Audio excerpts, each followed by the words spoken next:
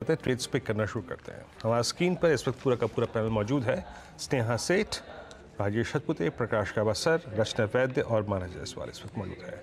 आप सभी को नमस्कार, कार्यक्रम में स्वागत है। प्रकाश सर, आपका पहला ट्रेड? और मेरा पहला ट्रेड है, शायद सुबह आपने उसका डिस्कस किया या स्पॉट किया है, वो है टीवीएस मोटर। शायद कल और एक दिन में आपने बहुत किया है। टीवीएस मोटर में तेजी है, ट्रेड करा है 2421 पर। बेस बढ़िया बना था कल, आज एक कंटिन्यूएशन फॉलो अप पैटर्न है। स्टॉप होना चाहिए 2400 का, सिर्फ 21 रुपए का। टारगेट मुझे 2500 के नजर आते हैं, हो सकता है आज कल में नजर आए, मतलब मंडे तक भी पॉसिबल है। Yes, TVS motor. Okay, TVS motor sir, ये दरअसल आज ट्रेड था खुलते ही साथ पहला मानस का, और ये मेरे ख्याल से 2402 की ट्रेजेक्टरी में पिक किया था मानस ने, इसीलिए मैं जिक्र कर रहा था। स्टॉक फ्यूचर्स मेरी फाइंडिंग कभी नहीं होती है, वह मानस का ट्रेड था ये। मानस अच्छा ट्रेड था ये, ऑलमोस्ट आज डे हाई तक गया, वहाँ पे प्रकाश सर इसको पिक करते हुए। आपका ट्रेड मानस इस वक्त का?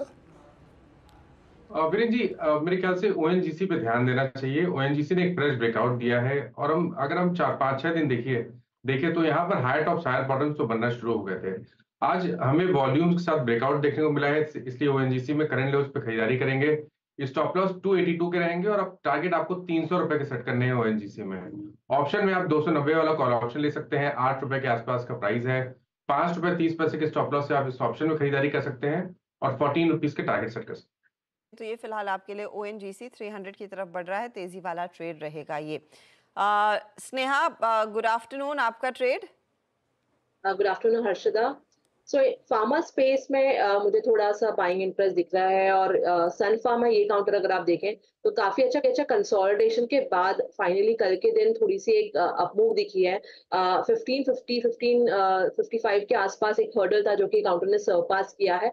आज थोड़ा सा फॉलो अप बाइंग भी है, तो मुझे लग रहा है कि यहाँ से अपवर्ड मूव कंटिन्यू हो सकता है, स्पेशली कंसिडरिंग जिस तरह से निफ्टी चल चुका है अब। तो आई वुड से करके कि यहाँ से फार्मा स्पेस में मुझे लगता है कि अपॉर्चुनिटी, तो आई वुड रिकमेंड कि यहाँ पे फ्रेश लॉन्ग किया जा सकता है करंट लेवल पे। स्टॉप लॉस 1537 का रहेगा। Upside potential target will be around 1620।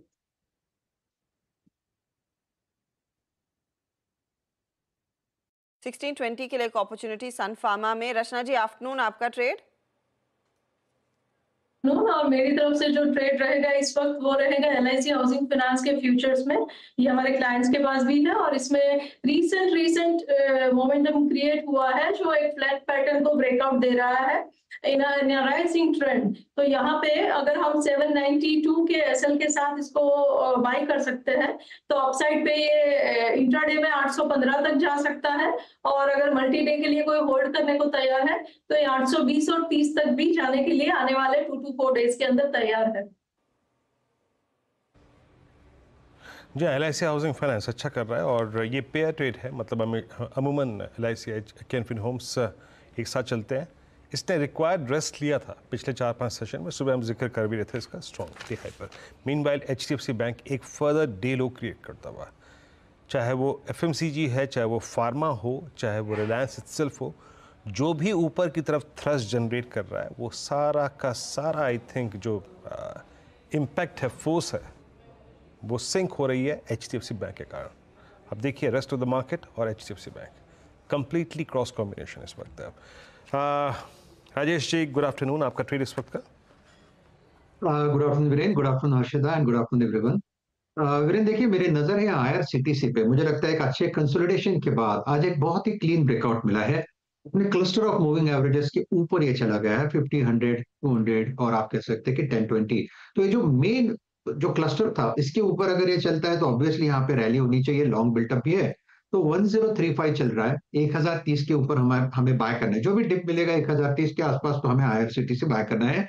हमारा स्टॉप लॉस होगा 1020 का, तो हमारा जो स्विंग ट्रेड है इसका पहला टारगेट होगा 1055 का।